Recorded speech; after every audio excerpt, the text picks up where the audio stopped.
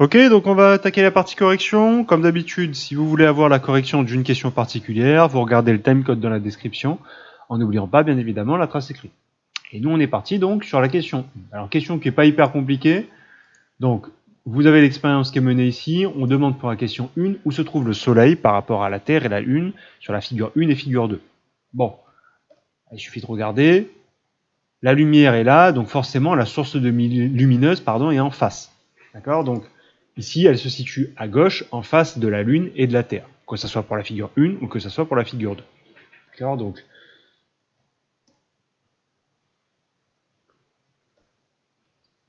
le Soleil se situe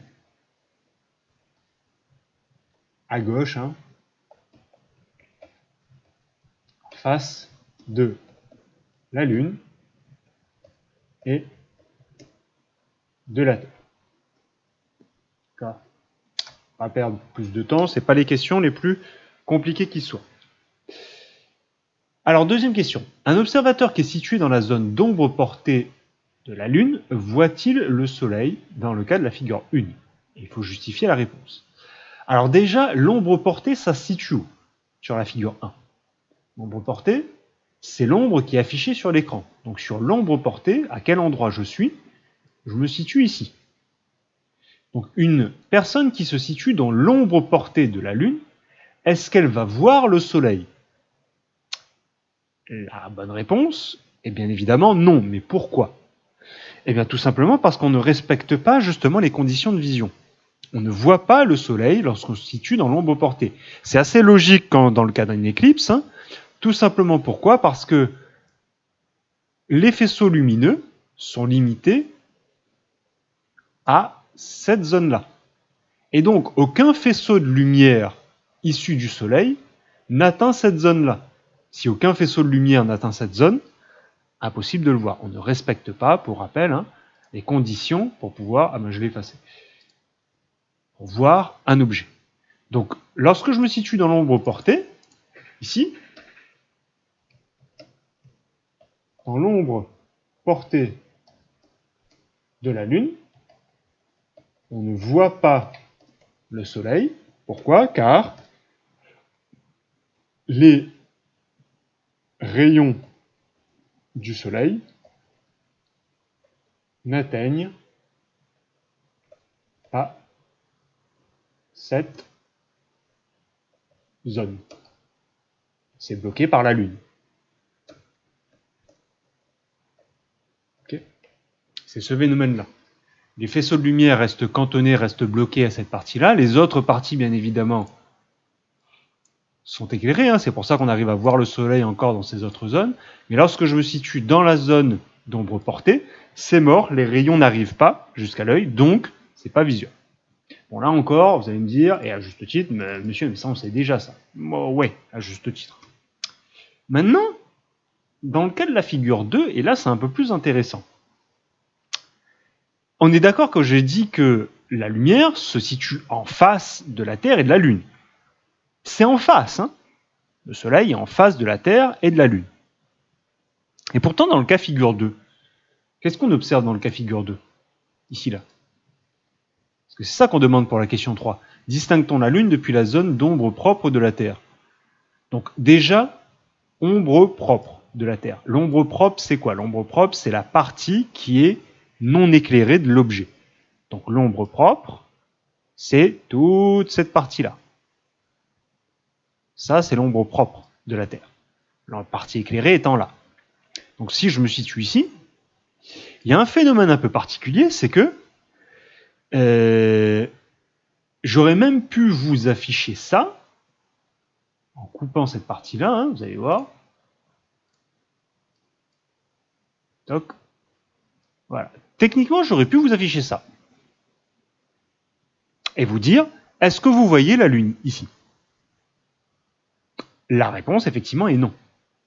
Là, si vous voulez, ça, c'est la vraie réalité physique. Je suis en face du Soleil, en face, et pourtant, je suis totalement invisible. Pourquoi? Comment ça se fait, ça? Donc, la bonne réponse à la question 3, bien évidemment, c'est la Lune n'est pas visible dans la zone d'ombre propre, merci, de la Terre, car, et comment on peut justifier ça? Ben, en fait, elle se situe où techniquement? Elle se situe où la Lune dans ces conditions-là? Parce que je l'ai cachée. D'ailleurs, je serais même incapable. Ah si, je réussis. Là, on était obligé de la dessiner pour pouvoir vous la montrer où est-ce qu'elle était placée. Parce que sinon, impossible de la voir. Et ça, c'est la vraie réalité physique. Elle se situe où? Elle se situe dans le cône d'ombre. Donc même si elle est en face techniquement du Soleil, elle est en face techniquement du Soleil, est-ce qu'on la voit? Non. Elle disparaît totalement. Cône d'ombre, pas de rayon de lumière qui l'atteigne. C'est pas possible. Il n'y a pas de rayons de lumière qui peuvent atteindre la Lune. Pas de rayon de lumière, pas de réflexion, et ainsi de suite. D'accord? Bon, même si dans un sens, c'était pas forcément demandé ici, là, on aurait pu effectivement s'arrêter ici. Mais comment je peux justifier ça? Ben, tout simplement avec la même histoire. Les rayons de lumière n'atteignent pas parce que, dans un sens, par définition, quand je me situe dans une zone d'ombre, les rayons de lumière n'atteignent pas. D'accord? Donc c'est pour ça que, même si je suis en face, je suis totalement invisible. Et c'est un autre type d'éclipse. Où la Lune peut momentanément disparaître au cours d'une nuit. Oui, c'est possible. C'est pas qu'elle apparaît pas, c'est pas qu'elle n'apparaît pas, c'est qu'elle disparaît à un moment donné. Ça existe et c'est un autre type d'éclipse. Un peu plus rare et beaucoup moins significatif, mais c'est possible. Alors, c'est quoi cette question d'éclipse, cette notion d'éclipse? Qu'est-ce que ça signifie? C'est ça qu'on vous demande pour la question 4. La question 4, on vous propose donc les deux schémas qui sont là, en identifiant le cas d'éclipse soleil et le cas d'éclipse lunaire. Alors l'éclipse, déjà qu'est-ce que c'est? Phénomène au cours duquel un astre disparaît temporairement de la vue d'un observateur. Donc l'éclipse de lune, c'est l'astre qui disparaît, ça va être quoi? Ben, la lune. Et l'éclipse de soleil, l'astre qui disparaît, c'est qui? C'est le soleil. Donc, dans quel cas on a la disparition, par exemple, de la lune? Dans le cas numéro 2. Ici, là. La lune se situe dans le cône d'ombre et ça disparaît. Dans quel cas on a l'éclipse de soleil, c'est-à-dire dans quel cas le soleil disparaît? Quand on est dans la zone d'ombre, ici. Alors, ce qui est un peu impressionnant, parce que oui, bon, ok, ça passe devant, ça disparaît. Je vous ferai peut-être remarquer une chose. Est-ce que vous avez vu la différence de taille entre les deux objets? Alors que la Terre cache la Lune, ok, c'est assez commun. Vous avez vu la taille de la Terre par rapport à la taille de la Lune. Mais vous avez vu la taille, et c'est ça qu'on a tendance à oublier, la taille du Soleil par rapport à la taille de la Lune. Le Soleil, qu'on voit, disparaît totalement, malgré le fait qu'on ait cette différence de taille. Tout simplement parce qu'elle cache une partie de la lumière, et si les rayons de lumière n'atteignent pas justement l'œil, impossible de voir correctement l'objet. Donc dans un cas, la Lune disparaît d'un coup comme ça, dans le ciel, et dans l'autre cas, c'est le Soleil qui disparaît malgré sa taille entière. Bien évidemment, si je me situe dans la bonne zone. Donc, les cas des éclipses, on a plusieurs cas d'éclipses, parce qu'une éclipse, c'est la disparition d'un astre. Donc, dans le cas numéro 1, on va corriger la question. Dans le cas 1, c'est une éclipse de soleil ou de lune. Ici, de soleil, parce que c'est le soleil qui disparaît.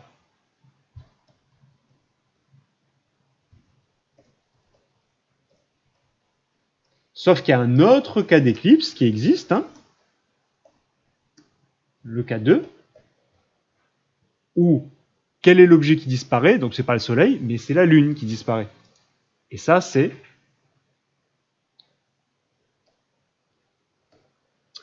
le cas numéro 2, une éclipse de lune. Pourquoi? Car la lune disparaît. Ok? Donc finalement, très souvent quand on parle d'éclipse, on parle à l'éclipse de soleil, parce que c'est le soleil qui disparaît, la lune passe devant, mais il existe un autre type qui est l'éclipse de lune. D'accord? Et donc, cinquième question. Parmi tous les cas qui sont là, comment une éclipse de soleil se produit? Comment se produit une éclipse de lune? Alors, malheureusement, et je suis sûr qu'il y en a qui ont dû répondre ça, enfin pour ceux qui l'ont fait, on a une éclipse quand les trois astres, enfin quand les trois planètes, les trois objets célestes, là, ils sont alignés. C'est pas faux, mais c'est peut-être un peu réducteur. C'est peut-être un peu réducteur. Alors, comment se produit l'éclipse de soleil? On va commencer avec lui. Éclipse de soleil. Dans le cas d'éclipse de soleil, d'ailleurs, je vais même mettre ça, hein. Dans le cas de l'éclipse de soleil, qu'est-ce qui se passe? La Lune passe devant le Soleil. Ok? Elle passe devant le Soleil, c'est vrai. Mais qu'est-ce que ça va engendrer? On ne peut pas s'arrêter là. Maintenant qu'on a suffisamment de bagages pour pouvoir décrire un peu la vision et la notion d'optique, hein, même si la vision, on verra le fonctionnement de l'œil, on verra ça un peu plus tard. La Lune passe devant le Soleil, ce qui empêche ces rayons d'atteindre la Terre. Le Soleil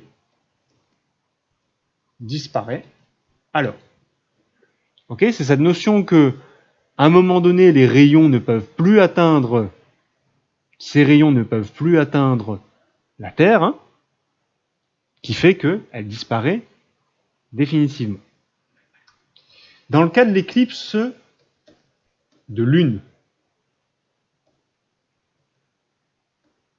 qu'est-ce qui se passe dans le cas de l'éclipse de Lune?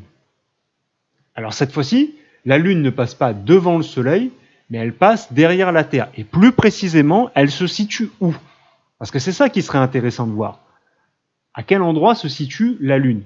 La Lune se situe dans le cône d'ombre de la Terre. Donc, le cas d'éclipse de Lune, la Lune se situe dans le cône d'ombre de la Terre.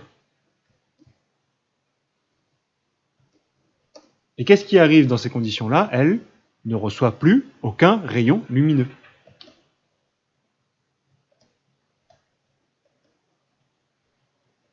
Aucun rayon lumineux. Plus de rayons lumineux, disparition dans ces conditions-là. D'accord? Donc gardez bien à l'esprit, c'est les deux cas, hein, quand on vous parle d'éclipse, très souvent, faites attention, est-ce qu'on vous parle d'une éclipse solaire ou une éclipse lunaire? Parce que quand on vous parle d'éclipse, alors qu'en réalité c'est une éclipse de lune et que vous attendez comme des débilus à l'extérieur en disant tiens, si ça se trouve, le soleil va disparaître. Il disparaît que sous certaines conditions. Ça dépend quel type d'éclipse on a à faire. Ça dépend les effets de lumière et où est-ce que ça se situe. Alors ça paraît bête comme ça, mais les effets de lumière sont vachement importants parce que cette notion de rayon de lumière qui atteint ou qui n'atteint pas va expliquer beaucoup de choses, notamment sur la vision. Mais on va commencer d'abord avec ça et on complexifiera un peu plus dès l'année prochaine et même encore les années suivantes. Ok? Donc là pour aujourd'hui, on a remis en évidence ces notions de zone d'ombre propre, ombre portée et cône d'ombre, d'accord, en mettant en phénomène les cas d'éclipse, disparition d'un astre et pourquoi ils disparaissent. Comment ça se fait que ces derniers disparaissent. D'accord? Donc trace écrite là-dessus, en rouge dans le cahier. On va parler donc des cas d'éclipse, Ok? Donc en rouge dans le cahier, ce qu'il faut retenir, alors les ombres permettent d'expliquer les éclipses, hein, ces zones d'ombre, ces phénomènes d'ombre, ça permet d'expliquer les éclipses. Alors c'est vrai que il faut que les trois astres soient alignés, mais en fonction de leur alignement, on n'a pas forcément les mêmes effets, tout moins les mêmes explications. Dans le cas de l'éclipse de soleil, la Lune masque le soleil, hein, elle est plus visible parce qu'à ce moment-là, elle est dans l'ombre portée de la Lune. Si tu donnes une zone d'ombre, les rayons de lumière ne peuvent plus l'atteindre. L'objet étant opaque. Opaque, c'est le contraire de transparent. Un objet opaque, c'est un objet qui va bloquer la lumière. Un objet transparent, il va laisser traverser la lumière. Donc ça, c'est le cas d'éclipse de soleil. Et le cas d'éclipse de lune, cette fois-ci, c'est elle traverse le cône d'ombre de la Terre, elle reçoit plus de lumière, plus visible. D'accord? C'est pas... Gardez à l'esprit une chose. C'est pas uniquement parce qu'un objet émet beaucoup de lumière que forcément il va tout éclairer dans n'importe quel type de circonstances. Okay, il y a pas mal de conditions et c'est pour ça que scruter le ciel, c'est un peu plus compliqué. Et c'est pas parce que c'est tout noir que forcément il n'y a rien qui n'existe dans cette zone-là. Et c'est un souci qui se pose sur pas mal d'astronomes. D'accord? Donc on s'arrête là-dessus pour le cas des éclipses. Alors tenez-vous au courant informé comme d'habitude des classes virtuelles qui vont très rapidement reprendre, très prochainement. Donc sur la chaîne YouTube ou sur Web Collège, n'oubliez pas. Et nous, on se retrouve très bientôt. Allez, bye!